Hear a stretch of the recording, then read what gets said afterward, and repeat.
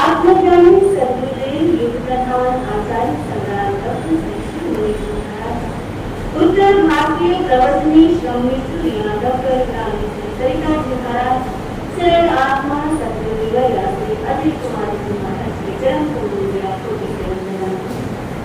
जीवन दाता श्रमिष्ठ प्रज्ञा ज्योति डॉक्टर रामचंद्र शिवाजी महाराज के पावन पवित्र ग्रंथों में अनंत पात्र विराजमान आगम ज्ञानार्थ डॉक्टर श्री महाराज सामने रचना श्री शिवानी के महाराज के चरणों में आपको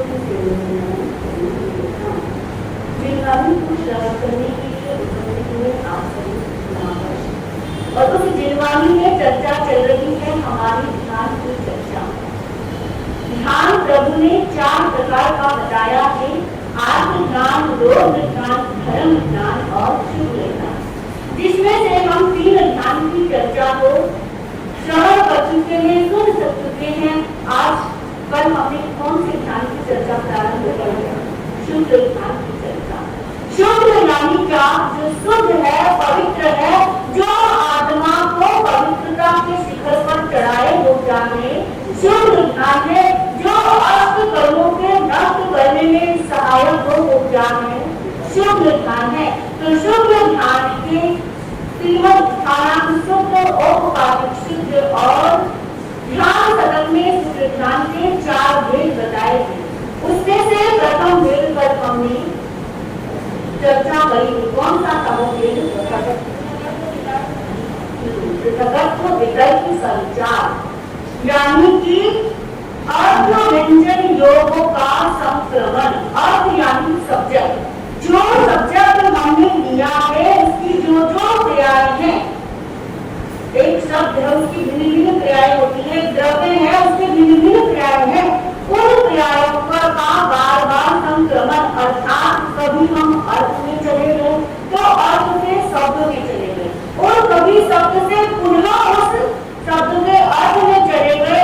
यानी कि जो हमारा ध्यान है कभी मन योग, कभी वचन योग और कभी काया योग में जो जाता है वो पृथकत्व विकल्प संचार कहलाता है।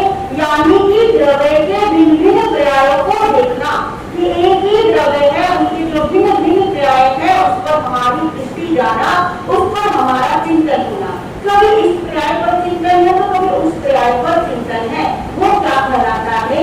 पृथकत्व विकल्प संचार। अब इसको हम इस संचार को हम निवृत्ति बाधक अनुष्ठान से क्या कर सकते हैं? कंपेयर कर सकते हैं। उससे क्या है? स्टेप क्या है? सेम है, लेकिन जो उसमें जो साधन होते हैं उनके जो विचारधारा है, जो स्थिति है, जो उनके परिणाम को क्या होते हैं? भिन्न भिन्न होते हैं। जो निवृत्ति बाधक अनुष्ठान के जो साधन होते हैं, सीढ़ी सेल है वहां तक पहुंचे हैं, परंतु निवृत्ति बाधक अनुष्ठान में पहुंचे हुए जो साधक है उनकी जो स्थिति है, उनके जो परिणाम है वो क्या है? भिन्न भिन्न है। तो यही क्या है? पृथकत्व विकल्प संचार। अगला आता है एकत्व विकल्प अविचारी। उसमें क्या था? सविचारी। इसमें क्या है? अविचारी। एकत्व, जहाँ पर द्रव्य की भिन्न भिन्न क्रियाओं पर ध्यान नहीं लगाना, उसमें द्रव्य के भिन्न भिन्न क्रियाओं पर ध्यान दे रहे थे, परंतु एकत्व में क्या करना है?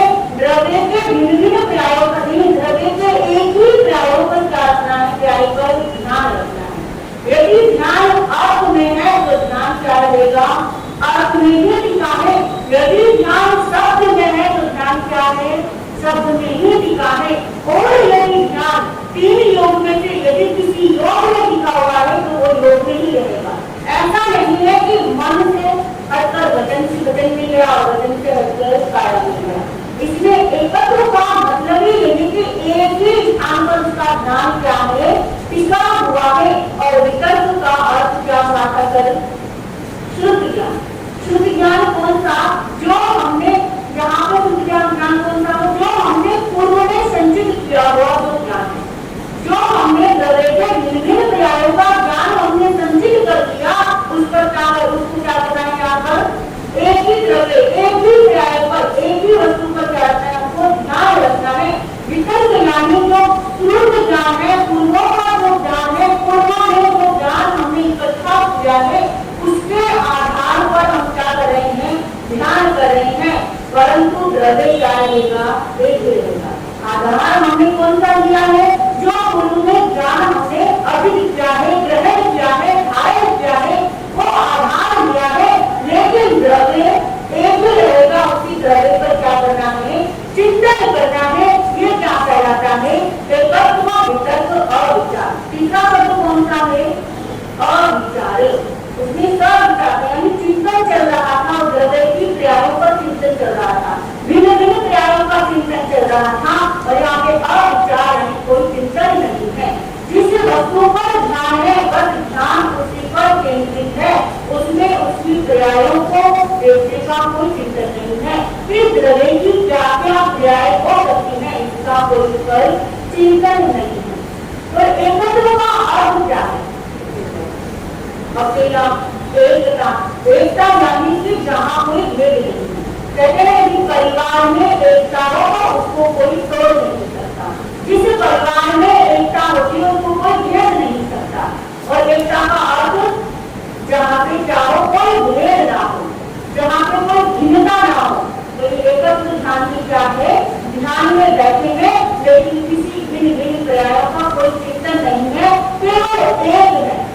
एक ही चीज पर ध्यान है, एक ही द्रव्य पर ध्यान है, वो एकत्व कहलाता है। फिर जो ये प्रथम श्रेणी विशुद्ध ध्यान की एकत्व, विकल्प, सविचार और एकत्व, विभिन्न चार के श्रेणी रखते हैं कि उसमें बस अंदर क्या उसमें द्रव्यों के विभिन्न क्रियाओं पर ध्यान करना है और इस पर क्या करना है? द्रव्य के एक ही क्रिया पर ध्यान करना है, यानी केवल द्रव्य पर भी ध्यान करना है। लेकिन इसमें जो परिणाम हमने वहां पर हासिल किया है, उस परिणाम को निर्विकल्प रूप से उसको क्या करना है? उस पर अपना ध्यान केंद्रित करना है। जो हमने ज्ञान, जो उस श्रेणी में रहकर जो ज्ञान हमने अर्जित किया, उसको निर्विकल्प, वहां पे क्या है? विकल्प। एक द्रव्य के अनेक विकल्प, यानी पर्याय की भिन्न पर्याय की भिन्न विकल्प थे। लेकिन यहाँ पे निर्विकल्प होकर क्या कर रहे हैं? साधक ध्यान कर रहे हैं। तो वो क्या दोनों में मात्र यही अंतर है। वहां पर परिणाम जो है, परिणाम स्वरूप का जो हमने ध्यान किया था, जिस द्रव्य का हमने ध्यान किया था, उसमें भिन्न भिन्न पर्यायों का चिंतन किया था। वहां पर विकल्प थे कि इस पर ध्यान नहीं तो उस पर ध्यान कर दे। लेकिन इसमें क्या नहीं है? विकल्प नहीं है। यदि अर्थ पर ध्यान किया है तो ध्यान अर्थ पर ही टिका रहेगा। यदि मन योग से ध्यान कर रहे हैं तो मन पर भी ध्यान टिका है। काया योग से ध्यान कर रहे हैं तो काया से पुनः मन में हम प्रवेश नहीं करते। ध्यान किसमें है? केवल और केवल एक ही द्रव्य पर टिका हुआ है। बस एकत्व और पृथकत्व में यही अंतर है। तीसरा बताया सूक्ष्म क्रिया निवृत्ति। सूक्ष्म क्रिया निवृत्ति प्रतिपादी शुद्ध ध्यान। इसमें जैसे कि एकत्व में जागृत कर्मबंध प्रकार नहीं होने के कारण मिथ्यात्व, अविरति, कषाय और अशुभ योग का अभाव था। एकत्व में कर्मबंध से प्रकार नहीं है, तो वहाँ पर मिथ्यात्व, अविरति, कषाय, अशुभ योग का अभाव था। यानी वहाँ पे मिथ्यात्व नहीं था, अविरति नहीं थी, कषाय नहीं थे और अशुभ योग भी नहीं थे। और इसका अभाव हो जाने से लोगों की क्रियाओं द्वारा संपादित कर्म भी सत्य हो जाते। संपादित कर्म यानी जो कर्म हमारे क्या है? इकट्ठे हुए पूर्व संचित जो कर्म है वो निसत्य हो जाते हैं। यानी जो मर्द, वचन, काया की योग है, इनसे क्या करते हैं? कर्मों का बंध होता है। मन से पूरे विचार करेंगे और कर्म बंध है। वचन के माध्यम से भी हम क्या करते हैं? बोलकर कर्मों का बंध करते हैं और काया से क्रिया के माध्यम से कर्मों का बंध करते हैं।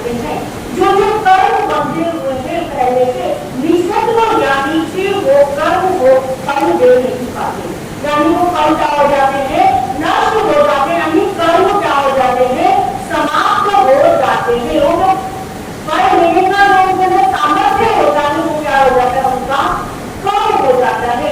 यानी जो पूर्व में किए हुए कर्म है वो क्या हो रहे हैं, उनके बल क्या हो रहे हैं, क्षीण हो रही है। उनमें अत्यंत निर्बलता, दुर्बलता और सूक्ष्मता आ जाती है। यानी कि जो ताकत होती है, बल होता है, पढ़ लेने की जो उनमें सामर्थ्य होती है वो धीमे पड़ जाती है, सूक्ष्म हो जाती है। और इन क्रियाओं के प्रथम समय में तो क्या होता है, कर्म बल। जब ये क्रियाएं होती हैं, इन क्रियाओं के प्रथम समय में कर्म का बंध होता है और तीसरे में उदय हो जाता है और तृतीय में निर्जरा हो जाती है। या अर्थात अत्यंत सूक्ष्म जब कर्म बंधे हैं, क्या प्रथम समय में तो कर्म बंधे, लेकिन दूसरे भी सब उन कर्मों का उदय किया गया और तीसरे भी संख्या कर्मों की निर्जरा भी होगी। यानी इतना कम समय क्या लगता है, कर्म बंध और उदय और निर्जरा में लगता है। इस सूक्ष्म या सूक्ष्मता की चरम सीमा की क्या है, सूक्ष्म क्रिया प्रतिपादन। जब सूक्ष्मता की चरम सीमा पर हम पहुंच जाते हैं, यानी हमारे कर्मों का जो बल है वो क्षीण हो जाता है, हम इस सीमा में पहुंच जाते हैं तो हमारा ध्यान केवल और केवल काया पर ही रहता है। मन वचन का क्या हो जाता है, वहां पर नियोग हो जाता है, काया रहती है, काया पर ध्यान रहता है। वो भी काया कौन सी होती है, अर्धशेष। अर्धशेष काया रह जाती है, यानी कि वहां पर भाव मन नहीं रहता। मन क्या होते हैं, हृदय मन और भाव मन, और भाव मन वहां पर विद्यमान नहीं रहता, अर्थात वहां पर व्यक्ति को केवल ज्ञान की प्राप्ति हो जाती है। जब केवल ज्ञान प्राप्त हो जाता है तो भाव मन क्या हो जाता है, चला जाता है और केवल हृदय हो जाता है। और अर्ध काया क्यों बोला, क्योंकि जो केवल भगवंत है वो क्या करते हैं, विचरण भी करते हैं, उनसे रहते हैं, यानी कि अभी उनके क्या है, काया विद्यमान है, इसीलिए क्या बोला, अर्ध काया शेष रह जाती है। फिर चौथी श्रेणी बताई है वयोक्षीण क्रिया अगति काफी। वयोक्षीण क्रिया प्रथम जो श्रेणी थी उसमें एक ही योग या फिर भिन्न भिन्न क्रियाओं पर क्या किया जाता, ध्यान दिया जाता था। प्रथम जो श्रेणी थी उसमें एक योग या फिर तीनों योगों में से किसी भिन्न भिन्न क्रियाओं में, भिन्न भिन्न योगों में, कभी इस योग में कभी उस योग में ध्यान चला जाता था। और द्वितीय जो था एकल योग, उसमें क्या था कि एक ही चीज पर क्या लगाएगा, ध्यान लगाएगा, वो कोई कुछ भी हो सकता है, द्रव्य का कौन सा भी क्रिया हो सकता है, उस एक क्रिया पर व्यक्ति का ध्यान क्या है, लगा हुआ है। जैसे दीपक जल रहा है और एक साधक क्या बैठा है, ध्यान में बैठा है। अब ध्यान में बैठा है, उसकी दृष्टि किस पर है, केवल लो पर है।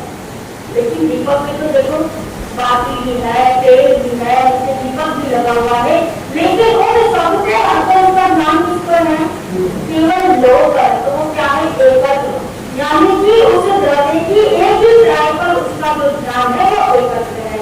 तीसरे ने बताया है सबको छोड़कर केवल अर्ध काया शेष पर ही उसका ध्यान रहता है। चौथा आता है, चौथे ने बताया है कि किसी भी वस्तु पर ध्यान नहीं, केवल और केवल अपने निज स्वरूप को ही वो क्या कर रहा है, देख रहा है। उसकी जो दो लग गई है वो आत्मा और परमात्मा की क्या हो चुकी है, उसका दो लग चुकी है। उसने आत्म तत्व से परमात्मा तत्व को क्या कर लिया है, प्राप्त कर लिया है। उसका ध्यान किस स्टेज तक क्या हो चुका है, पहुंच चुका है, क्योंकि उसने क्या किया था, एकत्व में सिर्फ लोग को देखा था, फिर उसने सूक्ष्म में क्या किया, जो लोग को देख रहा था उस लोग से भी धीरे धीरे धीरे धीरे ध्यान क्या होता गया, उसका हटता गया, केवल उसकी रोशनी तक क्या रह गया, सीमित रह गया।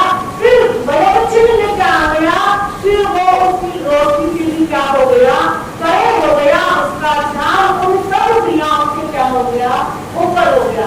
यानी उसे किसी आलम्बन की आवश्यकता रही। ध्यान में क्या लेता है व्यक्ति, प्रारंभ जब ध्यान करता है तो उसमें आलम्बन लेता है, सहारा लेता है, किसी न किसी द्रव्य का सपोर्ट लेता है। लेकिन जब चौथी श्रेणी में पहुंच जाता है तो वह सहारे को क्या कर लेता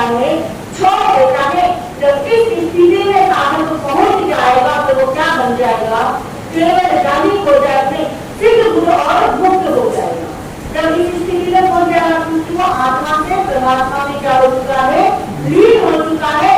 जब ये स्थिति व्यक्ति की आए तो उसके सर्व कर्म क्या हो चुके हैं, नष्ट हो चुके हैं और वो सिद्ध बुद्ध और मुक्त हो गया है। यानी कि चौथे चरण में आते आते साधक मुक्ति की राह पर चढ़ जाता है, मुक्ति की मंजिल को प्राप्त कर लेता है। अब ये शुभ ध्यान है, ये किनको होता है, किनको होता है, कौन सा विधान किसको होता है, कौन सा विधान किसको होता है, चौदह विधान में। यानी जो व्यक्ति चौदह विधान में पहुंच गया है उस व्यक्ति को शुभ ध्यान होता है। और शुभ ध्यान की वेश्या भी कौन सी होगी, फिर शुक्ल वेश्या। शुभ ध्यान की वेश्या कौन सी होगी, शुक्ल वेश्या। शुक्ल का मतलब ही क्या होता है, जो चाहे बिल्कुल सफेद है, बिल्कुल पवित्र है, जिस पर कोई क्या नहीं है, दाग नहीं है, वो क्या कहलाता है, शुक्ल कहलाता है। कभी कभी किसी शांत व्यक्ति को देखकर, जो शांत मुद्रा में रहता है, उसको देखकर मन से भाव आते हैं, मन में विचार आते हैं, बोल भी देते हैं कितना शुक्ल स्वभावी है, यानी कितना शांत स्वभावी है। यानी कि उसका स्वभाव क्या है, शुक्ल स्वभावी है। और शुक्ल ज्ञान की स्थिति में 4 चरण होते हैं। इन 4 चरणों को पार करते करते व्यक्ति सिद्ध बुद्ध और मुक्त होता है। संसार में आप रोज तो बहुत मिल जाएंगे। देखो हर पग पर हर व्यक्ति में क्या रहता है, आत्म ज्ञान और बोध ज्ञान विद्यमान रहता है। हम अपने आप को देखें, हमारे अंदर धर्म ज्ञान कितना है और आत्म बोध ज्ञान कितना है, क्या ज्यादा मिलेगा, धर्म ज्ञान मिलेगा या आत्म ज्ञान बोध ज्ञान ज्यादा मिलेगा,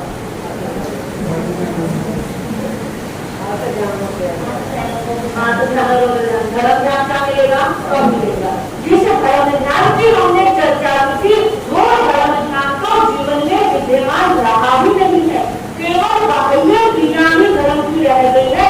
जो धर्म का सूक्ष्म रूप है, जो वास्तविक धर्म है, उससे तो हम क्या हो चुके हैं, दूर दूर होते हुए जा रहे हैं। तो व्यक्ति के जीवन में धर्म ज्ञान को छोड़कर आप और बोध ज्ञान अधिक है, लेकिन धर्म ज्ञान तो थोड़ा बहुत होना चाहिए। उस धर्म ज्ञान को लाएंगे, उस धर्म ज्ञान की सीढ़ी पर चढ़ेंगे, तभी इस प्रकार का शुद्ध ज्ञान हमारे जीवन में आएगा। हम इस जन्म में ऐसा पुरुषार्थ करें कि अगले जन्म में हमारा जो ज्ञान हो वो शुद्ध ज्ञान हो। शुद्ध ज्ञान होगा तभी हम क्या हो पाएंगे, मुक्त हो पाएंगे। इस स्थिति में पहुंचना होगा, शुद्ध ज्ञान की चतुर्थ श्रेणी है, इस श्रेणी में पहुंचना होगा तब हम क्या होंगे, सिद्ध बुद्ध और मुक्त होंगे। यह स्थिति ऐसी है जहाँ पर हमें किसी भी क्रिया से कोई लेना देना नहीं है, बस हम क्या कर रहे हैं, अपने अनंत सुख में क्या हो जाते हैं, विद्यमान हो जाते हैं। उस स्थिति में पहुंचने के लिए हमें एक एक स्टेप को क्या करना होगा, पार करना होगा। उन सीढ़ियों पर चढ़कर ही हम क्या होंगे, उस तक पहुंच पाएंगे। हम सोचे कि सीधा हम प्रथम गुरुस्थान से 14 गुरुस्थान पर चले जाए, जान सकते हैं क्या होंगे, नीचे गिरने की संभावना रहेगी। तो हमें एक एक गुरुस्थान को क्या करना होगा, पार करना होगा, तब जाकर हम 14वें गुरुस्थान तक पहुंच सकते हैं। और 14वें गुरुस्थान में जो व्यक्ति पहुंच गया, मान लो समझ लो क्या हो गया, सिद्ध बुद्ध और मुक्त हो गया, क्योंकि उसने अपने सभी कर्मों को क्या कर दिया है, नष्ट कर दिया है। तो शुक्ल ध्यान की श्रेणी में पहुंचने वाला व्यक्ति क्या हो गया है, इस संसार के प्रपंचों से मुक्त हो गया है। हमें भी क्या होना है, इस संसार प्रपंच से मुक्त होना है। संसार के प्रपंच से दुखी हो जाते हैं ना, कि क्या जितना भी करो फिर भी क्या मिलता है, सुनने को मिलता है। हम तो क्या हो चुके हैं, दुखी हो चुके हैं, कितना जितना इतना हो फिर भी इनको क्या पड़ता है, कम पड़ता है। कभी इसका दुख है तो कभी उसका दुख है, और इन सब के सब दुखों से मुक्त होना है तो पहले तो धर्म ज्ञान में आओ। आत्म ज्ञान बोध ज्ञान को तो